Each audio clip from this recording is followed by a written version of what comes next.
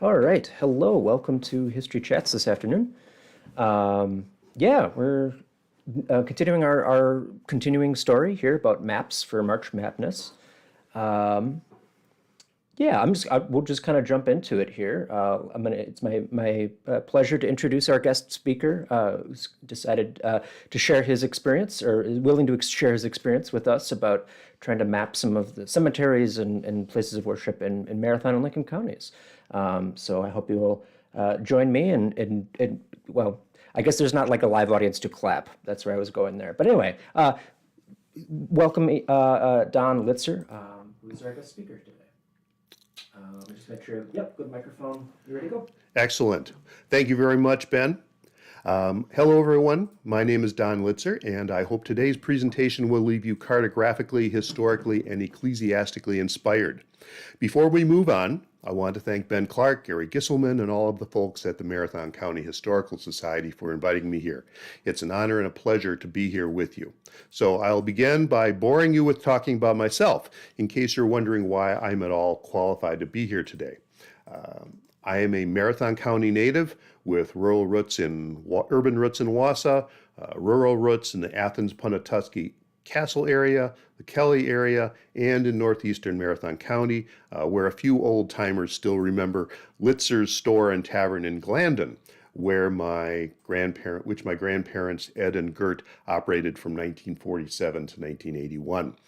Grandpa Litzer's roots, in fact, first sparked my interest in genealogy at age 15. It's still a passion of mine 49 years later. I am a retired librarian with stints in Cincinnati, Ohio, Wisconsin Rapids, where the history of Southwood County was a principal focus, the renowned Genealogy Center at Allen County Public Library in Fort Wayne, Indiana, where I managed the Gen Center's German collection, and finally as the assistant director of T.B. Scott Free Library in Merrill, where Lincoln County's past was a focus. So in all of these positions, I advocated for libraries to be stewards of their community's collective memory, and I encourage you to advocate for the same as well, wherever you are.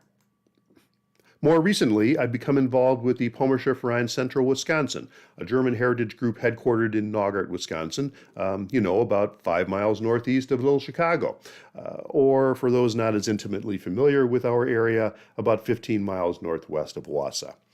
Now, from the 1860s to the 1880s, the region between Wausau and Merrill, and I have what I call the Pommern Holy Land here, bordered in red, was heavily settled by Germans, the great majority of which came from the Prussian, then German province of Pommern or Pomerania. So you see here on the star locates Naugart, one of the earliest parishes in that area was established there in 1862, St. Paul's Lutheran, and is in many ways the core of Pommern settlement in Marathon County. This lower map shows on a contemporary map where the province of Pommern was located. So this part would be far northeast of Germany, and this part is far northwest Poland. Here is a map of the German born in Wisconsin in 1905. So this shows each dot is 25 rural inhabitants, localized by civil townships. And there you see there's is Merrill, there's Wausau, and right here is the sort of the core area for the Pommersche Rhine, central Wisconsin. And now there are Germans, down to the west and down to the east. One very particular thing about the Germans, the Pomerans that lived here, was that because they were more isolated geographically, that's very hilly country up there, and the Pomeranian that lived up there maintained use of their Low German or Plattdeutsch dialect long after it had died out in Europe or other areas. So this area has been the focus of several ethno-linguistic surveys by German professors looking to find out more about the language, which was once spoken very, very commonly along the coasts of northern Europe. So that's just one of the ways in which the Pommersche Rhine, central Wisconsin has strived to celebrate and preserve their German culture, language, and heritage, and they've been doing so since 1994. A repository of that culture and heritage is at the Berlin Center in Naugard, which was until 2000 a Wausau District Elementary School. So the Verein rents 2 rooms, one houses a museum, and the other a research library. So these 2 slides are of the library, and there is the entrance. We have a collection of German language materials. Here's one example, a hymn book published in 1805 by Johann Porst, donated by a local resident with Pommern roots. And if you were to look to the right here, you would see our map wall, where we have a extensive collection of maps and gazetteers to help people tease through the complex history of Pomerania, and in many cases to help them identify their ancestors. The entire collection of over 2,000 items is cataloged in the Dewey Decimal System, and we keep as good a control of that as we can, so people can find what they're looking for. The Pomeranian German pioneers of our area are memorialized at Naugard, both by a Wisconsin Historical Society historical marker and an immigrant memorial, which you see here, erected by the Pommersche Rhine, central Wisconsin, and dedicated in 2012. So one side shows a map of the region showing where their ancestors came from in Pommern, and then also here a map showing the area where there was extensive settlement in central Wisconsin. You can see down here the paving stones show individual settlers' names and information about them. The people that submitted information for these stones often also gave us genealogies and family stories, and those are on file for research at the PVCW library. A signature collection of the library is its church and cemetery collection. It includes church registers for over a dozen local churches and is a goldmine for genealogists with roots in this area. And we even have a copy of the records that were compiled by the Lutheran circuit rider preachers who spread the gospel, baptized, married, and buried the faithful before congregations were formed. So you can see alongside the left here, we've got a page from those circuit rider records. This dates from 1862 in the town of Wausau, and at the home of Valentine Harding, there 4 of his children were baptized. So that's the sort of thing that you can get there, about as close to history as it gets. And of course, for people looking for cemetery records, we also have a collection of inscriptions. Of course, we have the Marathon County Cemetery Inscriptions in Every Name Index, which was compiled by the Marathon County Genealogical Society in 1986, and then, of course, the burial records that are part of the church records. So several years ago, being the map freak that I am, I envisioned putting the Verein's church and cemetery collection into cartographic context by showing the location of each church on a map. So I began with northern Marathon County. I didn't want to get into town because there's a lot of churches in town, but then I expanded to southern Lincoln County and then finally ended up doing the whole thing. So The scope of my project geographically is Lincoln and Marathon counties, and then extending a few miles across the border to catch people that might have attended church or might be buried in a church or cemetery outside of the county lines. And that's the strategy when the Marathon County Genealogical Society was doing their cemetery survey in the 1980s that they used as well. So the result is a database of, at last count, 423 cemeteries, 423 churches, and 222 cemeteries. So that's a total of 645 data points, collectively identifying and placing on a map every church and every cemetery or place of repose that now exists or ever has existed in Marathon and Lincoln counties, Wisconsin, and immediately adjacent areas. So welcome to my most recent obsession. So here are maps of the churches at the left and cemeteries at the right. The pins color code denominations or the type of cemetery that you have. The map in the middle represents churches in communities along the Wisconsin River in Marathon County because their number overwhelmed the county-wide maps. So the map pinning is based on an Excel spreadsheet which has information on the church name, denomination, location in terms of town and range section.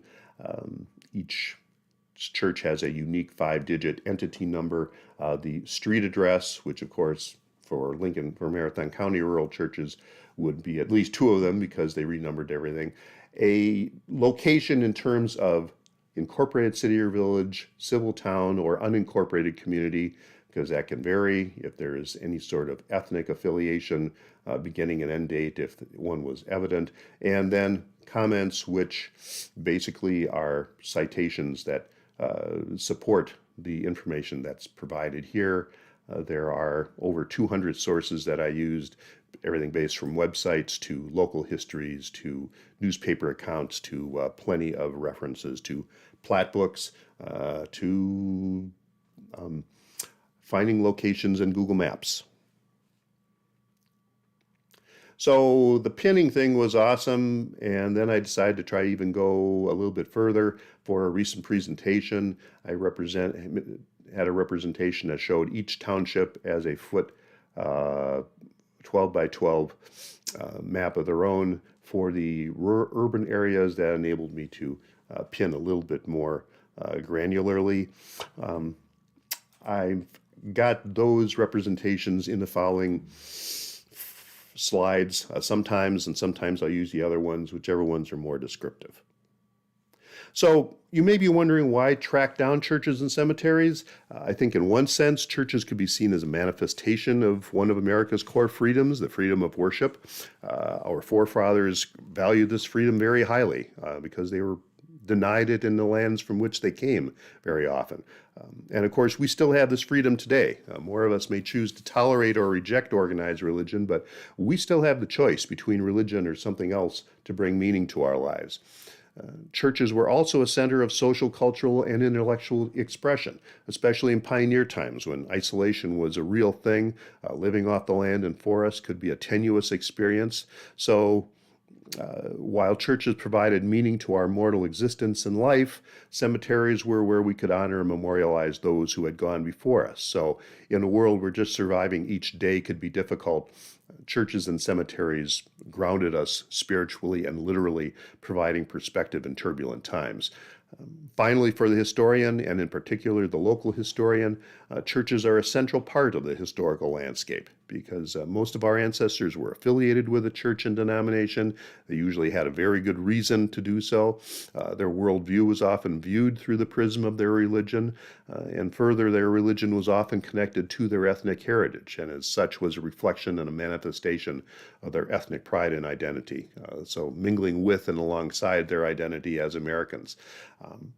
People talk about the American melting pot. I'd say it's not an undifferentiated soup, but it's more like the farmer's chili on which I grew up, in which almost every ingredient, while essential, was distinctly recognizable. So whether you identify with ground beef, elbow macaroni, kidney beans, onions, or diced celery, your experience was part of the whole that we identify as American. So I'll talk a little bit about the maps and and some of the broad numbers that I've come up with as far as the church composition in this area. The base maps I'm using come from a plat book published for Marathon County in 1945 and Lincoln County in 1944. I chose this era because by this time most churches have become established. The division of rural areas into civil towns is largely complete, and the highway network we recognize today, save for recent freeway development, is fairly well set. And of course, while pastoral sharing and church closings have been happening as far back as the 1860s, the modern consolidation trends due to improved transportation hadn't really taken hold by this time yet. Now, full disclosure, I'm an amateur historian, not a theologian, but I've tried to classify as much as possible by denomination. 369 of the churches I've lumped into 42 distinct religious denominations, leaving 50 churches in an other evangelical category where I couldn't find a specific denominational affiliation. And then there's 4 churches that I've lumped as unknown because they may show up on a plat book just as church, but I found no other information about them. So, and then the cemeteries, I've got them in 5 classes: Lutheran, Catholic, public, family or private, and then other, which shows all of these types. I've also included the 2 pet cemeteries in Marathon County. So about 32% of the churches in the study are Lutheran, one of either Missouri, American, or Wisconsin. About 15% of the churches are Roman Catholic. The United Church of Christ and Methodist churches comprise about 8.5%.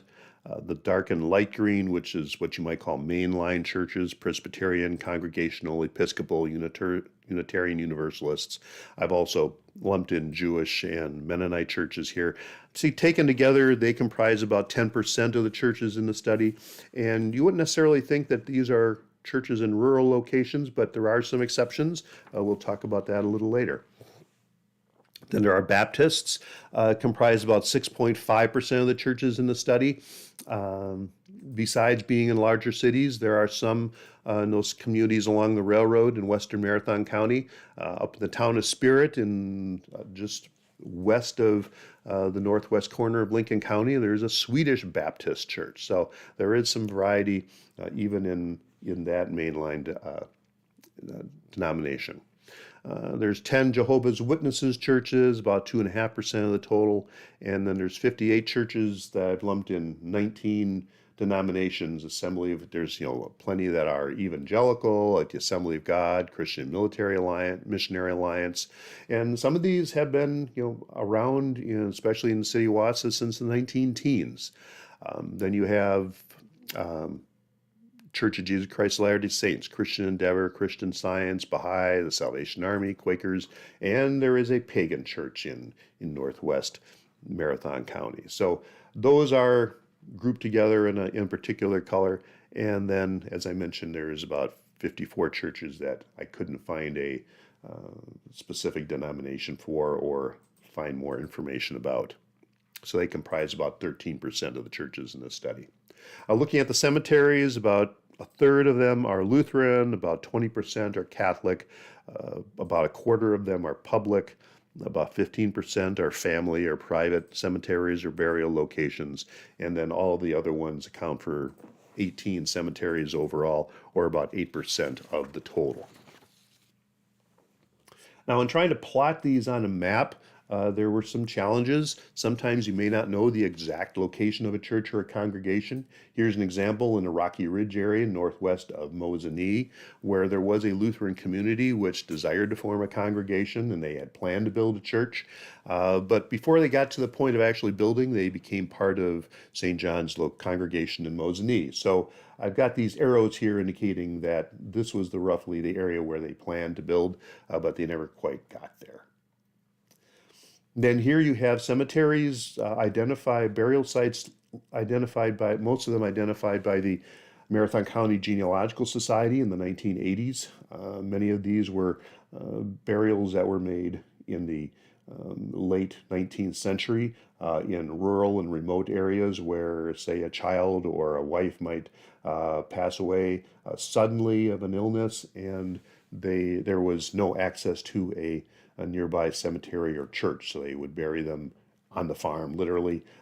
In many of these cases, we're not sure exactly where the burial location is indicated. So again, I've got arrows indicating that there is some ambiguity as far as their location.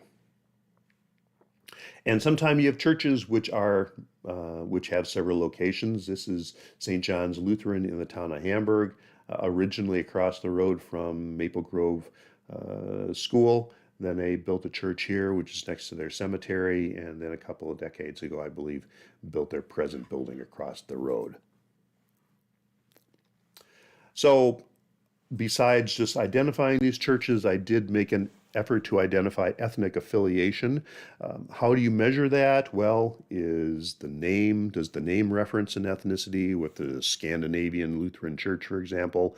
Are the Constitution, church council minutes, or the vital or sacramental records recorded in a language other than English? Were services conducted in a language other than English? Or was the church generally known to serve members of a certain ethnicity? This would apply particularly to Roman Catholic congregations where, of course, the records were in Latin, the services were in Latin, but the ethnicity may not necessarily be expressed in those ways. For example, I grew up in the town of Emmett, and 2.5 miles to the south of us was St. Patrick's, which was an Irish parish. Sacred Heart and Castle was the Polish parish. A few miles further to the northeast was St. Mary's, which was the German parish. And people would live amongst themselves, but they would, largely based on their ethnicity, would be attending one parish or the other. So about 92 churches, or about 22% of the total, were identified to have ethnic German connections. About 10% had some other ethnic connection, mostly Norwegian, but some Polish, mostly Catholic, 8 Swedish, and then a number of the ethnic affiliations after that. Now, what follows here is going to be a whirlwind and breezy survey of development in Marathon and Lincoln counties, and you can kind of see where the churches are lined up as we go there. You had the first exploitation of this area, of course, along the Wisconsin River, which was the principal way to get around when you had the virgin forests here. The first sawmill was built in 1836 in Little Bull Falls, which was renamed Mosinee. 1837, George Stevens settled in Big Bull Falls, and a couple of years later had a sawmill there. Of course, that later became Wausau, and then Knowlton was first settled in 1848. And then after the railroad came through in 1874 to Wausau, then you had some settlement expanding northeast. Before the railroad, you did have the Mechanics Ridge settlement here in the Nutterville area, but as you can see here, here's German Lutheran churches predominating in the church alignment here. So you did have settlers, German, many of them from Pommern as well. Meanwhile, in 1857, a colony of settlers from Pittsburgh, Pennsylvania, chiefly Southern German Catholics, came and established Marathon City. They settled mostly southwest and southeast, from there into the towns of Marathon and Castle. Then on the western part of the county, you had the Wisconsin Central Railroad. By 1873, it had been built from Marshfield to Ashland, and you have the railroad communities of Spencer and Unity and Colby and Abbotsford. And as you can see, they each have a very diverse range of churches. You have Baptists, and you have Catholics, and you have Lutheran churches, and you've got Methodist churches, and some other evangelical churches even. And so I'd say, that the influence of the railroad and Marshfield would extend along the western border of the county, and then the far southwestern townships.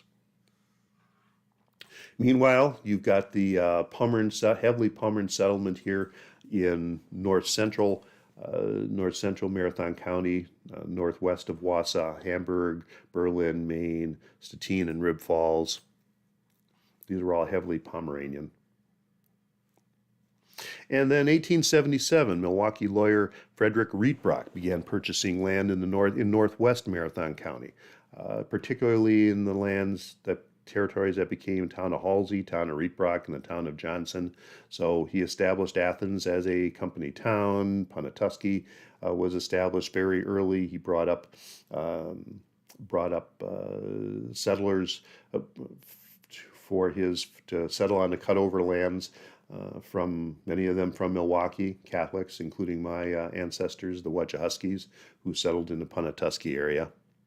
And then you also had a sort of a strip of Polish settlement. A lot of it was Kashubian from north central Poland, but there was also some from Posen, and you can see it kind of extends all the way down here through Edgar, down to the Polish Catholic parish of Sacred Heart, which was established in 1886, 1887. Then in the late 1860s, early 1870s, you had an Irish settlement, and they coalesced here in the Halder area, St. Patrick's and Halder. This would be roughly the area in which they would be. You would find McGuire's and McHugh's and all those sorts of names. Along the eastern side of the county, you had the railroad, which was just across the border in Wittenberg and Eland and Burnham Wood and Anawa. So I think you really had more of an influence from that area. They were going to be closer by than the county seat in Wausau. Meanwhile, in the southeastern part, you did have some Norwegians down here. There was actually in Eldren a church where the Lutherans and the Methodist shared church. Down here in Shantytown, that's green. That's actually a Presbyterian church. We'll be talking about that a little later. And then along the railroad line here, you've got development. St. Florian's and Hatley developed in 1885. You've got St. Ladislas in Bevent, just a little bit south in 1886. And in Norrie was sort of a hot spot. You actually had three churches there. You had a Congregational church, you had a Lutheran church, a German Lutheran church, and a Catholic church, which was a mission of the church in Hadley. Then about the turn of the century, in the late 1890s, 1901, there was a railroad that was built, local railroad line, which was built from Wausau through to Marathon, which of course was already established. But Edgar, which really became a thing once the railroad got there, ditto for Fenwood, and then Stratford.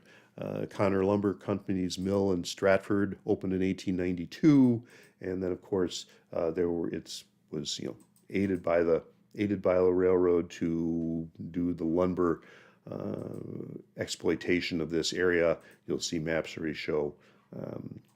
they show logging lines into the 1920s or so, extending into the town of Emmett.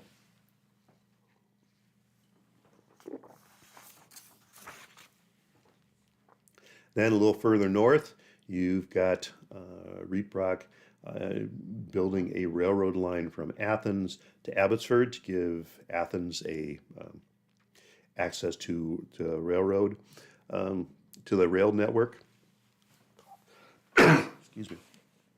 And the communities of Milan and Corinth developed along this line. Corinth would have been right there. In fact, if you look at a current plat book, you'll see some property lines extending along there. But Milan was another hotbed of religious expression. You had pastors who were holding services at churches in Milan. There was the Milan Gospel Tabernacle. There's Bethlehem Lutheran Church. There's St. John's Catholic Church, and then there's a UCC church there. Meanwhile, in far northeastern Marathon County, you have the railroad line logging railroad extending from Gleason and Doring in southeast Lincoln County down into Marathon County. About 1912 came through Glandon and then all the way down to Colinky, and then kind of bow it up here. You had logging railroads going into the town of Harrison from there. So there was a boom period for Glandon, which lasted about 20 years. The railroad was pulled up in about 1933, 1934. By that time, most of the pine had been exhausted.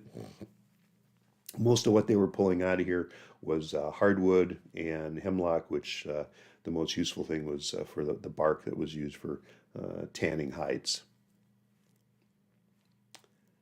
And then finally down here, and I don't have a whole lot of detail about this, but I know in the 1920s you had some colonization projects that aimed to settle farmers, mainly Poles from the Chicago area, onto acreage east and southeast of Mosinee. If you go out driving on 153, you'll see some farmsteads, some tiny barns where they tried to settle folks on 40 or 80 acres.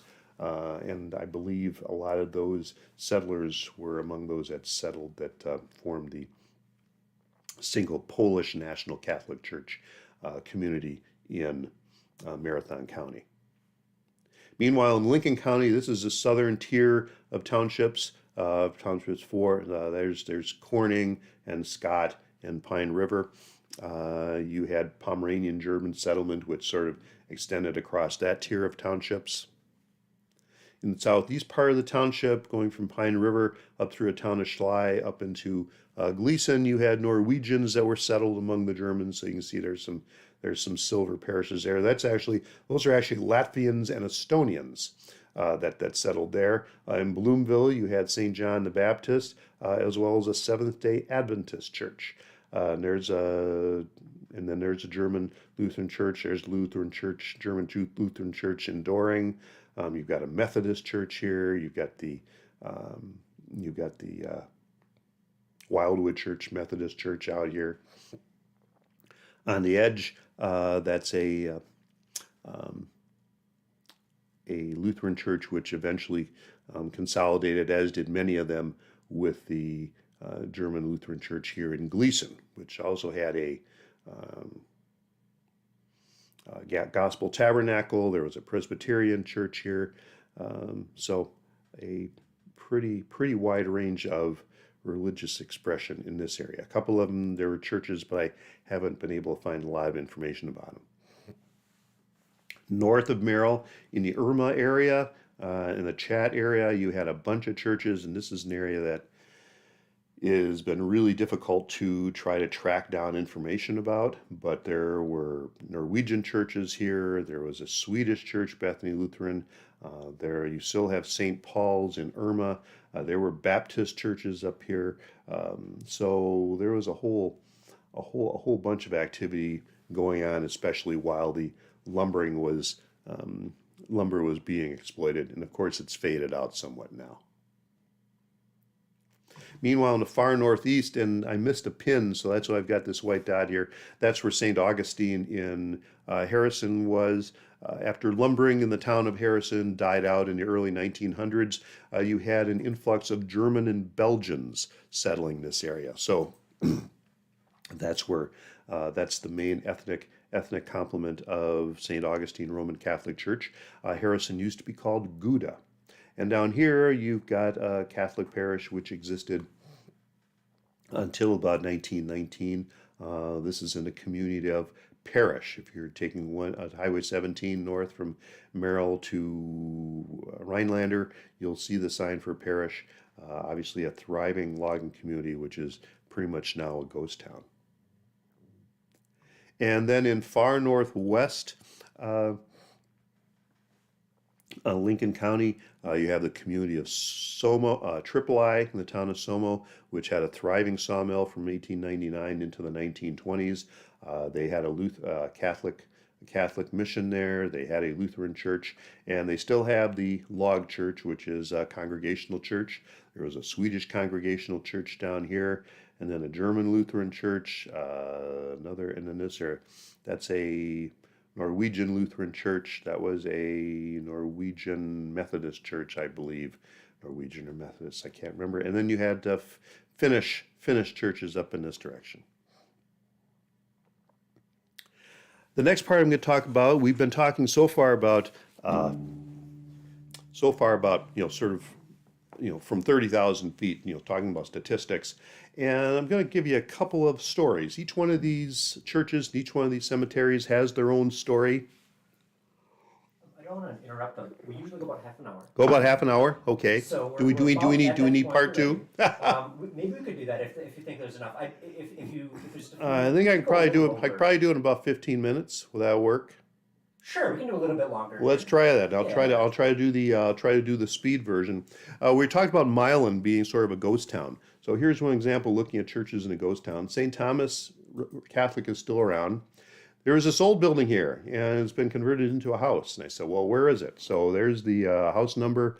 Looked into cross-reference for the new address and said, that's where Bethlehem Lutheran used to be. They built a new church north of town. Then I found in a family history a couple of weeks ago, a family history about a family who was converted to Pentecostalism in the 19-teens while living in Milwaukee. Came up here and sort of spread the gospel. They started the Milan Gospel Tabernacle, also churches in Irma and Galitzin. There's the Milan Gospel Tabernacle now. Found the building, still exists. So that's one thing about ghost sounds. Now here I'm talking about, showing you the family burial sites. Here's one, if you know where Procknell's Bar is, what used to be Procknell's Bar on County A, just west of there. So right at the side of the road, about 10 feet away from the road, is this grave marker. There's two of them. So you can see it's right next to the farm field. Presbyterian churches. You don't think of Presbyterians as being very populous around here. Marypoor was very much a evangelical type for their Presbyterians. And this article here from the Daily Herald from 1986 talks about, I believe, dozen mission churches that were built. There was one on County N, the Knowles Chapel in 1889. A year later, they established the mission at Trapp, 8 miles north of Wausau. Well, that Trapp City, of course, is on County W, north of Wausau. And I looked in the town of Texas history. Indeed, they talk about the what they called the Marypoor Church. And actually in the 1900s, when roads were poor and people couldn't get into town to get to their own church, a lot of times they worshiped there. Once the roads got better, that became less common, and then the church was sold to a local farmer who supposedly used it as a granary. Well, I drive down County W all the time, and I came driving past this building and saying, boy, that looks like a fancy shed. And indeed, there's a chimney, and there's windows there. There's another shot that shows the pointed windows. And I haven't stopped there yet, but I'm thinking that this might be a 125-year artifact of primitive worship housing, something that is remarkably rare. Then there's the matter of the Lutheran synods and things that went on that our local churches were caught up in. This is a paper done in 2013, The Lutheran Understanding of Chosen, the Election Controversy in Midwestern Lutheranism and its Lasting Ramifications. There was quite the turduffle in the 1890s, especially among Norwegian synods trying to decide whether they were chosen or not. This chart tries to explain it. You have everything from Calvinism, where they said, limited atonement, you are only going to heaven if you are one of God's elect. On the other end, you have Arminianism, where there's limited atonement, only efficacious for the person who chooses faith. And then in the middle, you have the Lutherans. Martin Luther said that election is in view of faith, and there was a whole lot of angels dancing on a pin trying to figure out what that meant. So In Wittenberg, in particular, there were Norwegian Lutheran churches who split up on this subject. Some of them actually rejoined later on. There was a Lutheran church which ended up rejoining with a German Lutheran church, so things get a little bit muddled, and it's because of things like that that happen at a synod level. Then there are early Wassa cemeteries. We think, okay, the Wassa cemeteries are Pine Grove and Reslon, right? Well, not quite so fast, my friend. Actually, in Pine Grove, there is this memorial. It says the Historical Memorial Park, resting eternally in this hallowed ground, the remains of original settlers. An earlier cemetery in the 1840s and the 1850s, victim of fire and flood. Well, what's that all about? I look here in this article in the 1922 golden anniversary edition of the Wassa Daily Record Herald, which says, well, there are a lot of burial places in Wassa. The first burial place in Wassa was at the corner of First and Scott Streets, where the Wegner store is located. Well, that's where the Dudley Tower is right now. And then there's the corner of First and Washington Streets, where the library is at one time an Indian burying ground. Well, that's where the public library is today. There was another place of burial at 211 First Street. Well, that's underneath the parking structure for the mall. If you turn right at that intersection and you head up First Street, it's about halfway between the stoplights and where the entrance to Whitewater Music Hall is.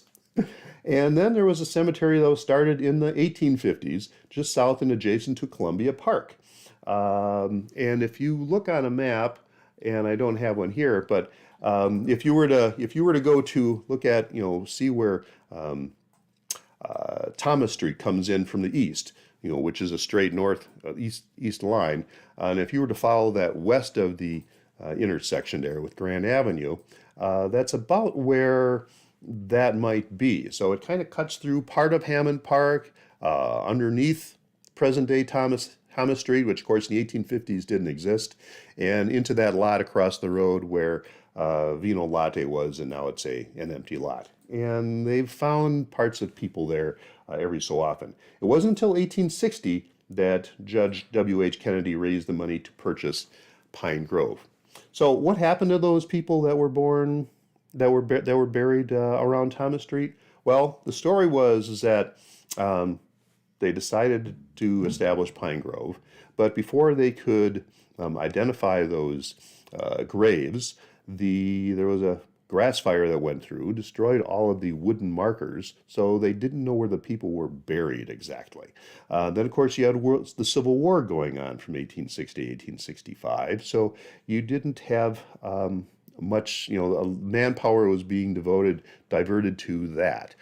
So it just kind of sat there. And then in 1881, a major flood came and basically washed a bunch of the coffins into the Wisconsin River. So they collected as many of those unfortunate folks as possible into Pine Grove, and that's where they established the memorial in 1999. I know somebody that lives in nearby Riverview Towers there, and it's a hotbed of, apparently a hotbed of, some people believe it's a hotbed of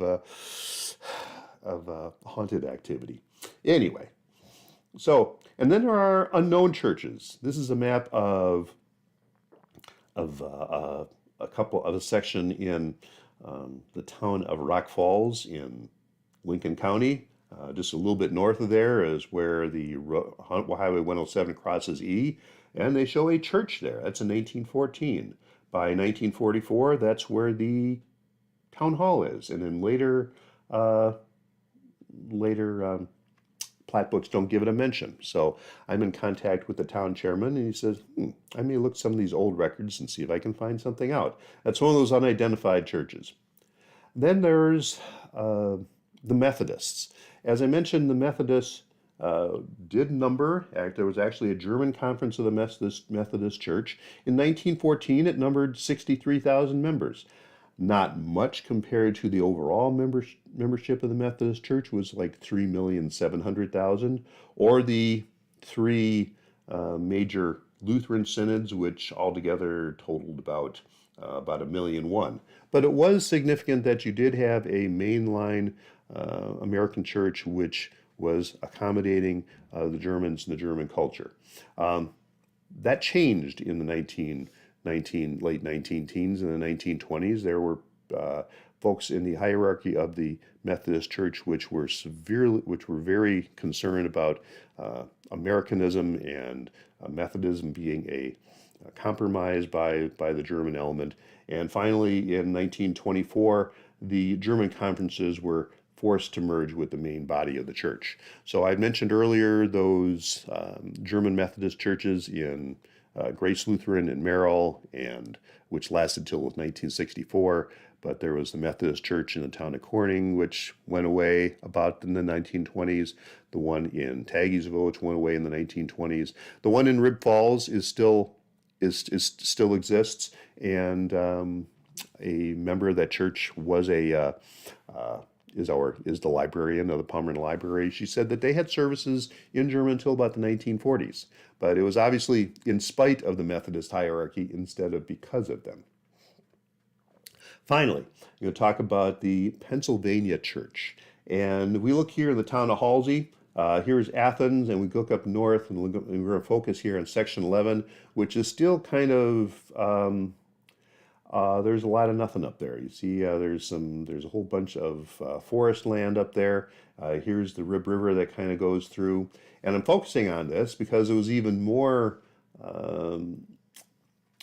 out of the realm of civilization. This is the 1901 plat book, and you could see that Frederick Rietvrak Land and Lumber Company owns the entire 640 acres. Well, he was visiting a friend in about 1895 in Connellsville, Pennsylvania, and he found that they were suffering in Cleveland's Depression, and they were coal miners, and they were out of work, and they were down on their luck, and he says, well, I will bring you to Marathon County, and you can lumber, and you can build farms, and you can have a new life here. So about 60 families, according to this story here in the Hamburg Centennial History, took him up on his offer, along with a minister whose name was Lemmerdine, a Lutheran minister. So Rietvrak built a large house for him on the west bank of the Rib River, according to the story, that it was large enough to seat about a log building large enough to seat about 200 people. The great majority of the people decided, I would rather be mining coal than hewing down trees in a wilderness. So most of them went back to Connellsville. However, there were a few families which decided that, well, we want to stay here. And Pastor Lemmerdine and those folks were among the founders of Salem Lutheran Church in southwestern corner of the town of Hamburg. Unfortunately, the minister got into a disagreement with the elders of the church. He said, Ihr seid nicht Vorsteher, ihr seid Nachsteher, meaning you are not leaders, you are draggers. They were dragging their feet on building a new church. He up and left and went back to Pennsylvania, and Salem Church went on.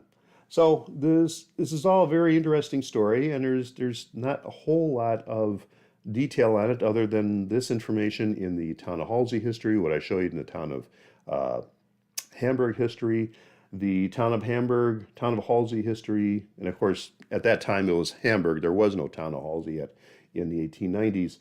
Said it was located in what's now section 11. Okay, so that's what pointed us to section 11.